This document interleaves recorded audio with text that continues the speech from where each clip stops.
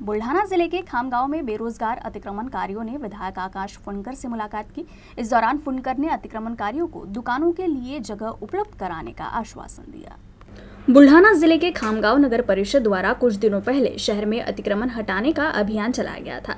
आरोप लगाया गया है कि इस दौरान नगर परिषद के मुख्य अधिकारी डॉक्टर प्रशांत शेलके ने तानाशाही तरीके से जेसीबी और बुलडोजर का उपयोग कर स्वरोजगार करने वाले गरीब लोगों को लाखों रुपए का नुकसान पहुंचाया है। इससे बेरोजगारी और परिवार की आजीविका का मुद्दा उठ खड़ा हुआ है।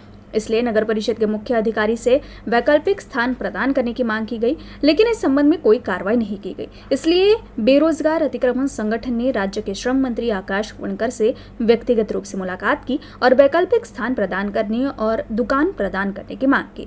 इस दौरान सरकार को एक प्रस्ताव भेजा गया और आकाश फुंडकर ने अतिक्रमणकारियों को आश्वासन दिया है कि निधि को मंजूरी मिलने के बाद जल्द से जल्द नगर परिषद के माध्यम से दुकानों का निर्माण किया जाएगा।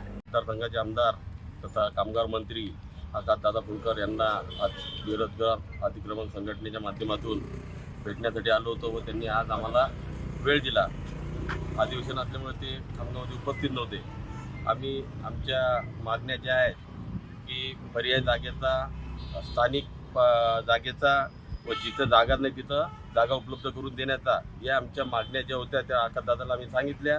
त्यापैकी आकाशदादांनी आम्हाला असं सांगितलं की जे काही टेंडर काही दुकानाचं निघलेलं होतं ते मी स्थगित केलेलं आहे व त्या धर्तीवर ते फक्त इथंच नाही तर जिथं जिथं जागा उपलब्ध आहे त्या ठिकाणी 100 नाही 200 दुकान आपण बांधण्याचा प्रयत्न करत आहोत व त्यासाठी मी निधीसुद्धा मागितलेला आहे व हे काम 1 ते 2 महिन्यामध्ये आपण अंतिम टप्प्यात टाकू असं त्यांनी आम्हाला आश्वासन दिलेलं आहे व ज्या ठिकाणी दुकानं बनणार नाहीत त्या जागेचाही त्यांनी सविस्तर माहिती घेण्याचं त्यांनी सांगितलेलं आहे, अधिकाऱ्यांना सांगितलेलं आहे व त्या माध्यमातून त्या लोकांना पण पर्याय जागा उपलब्ध होणार आहे।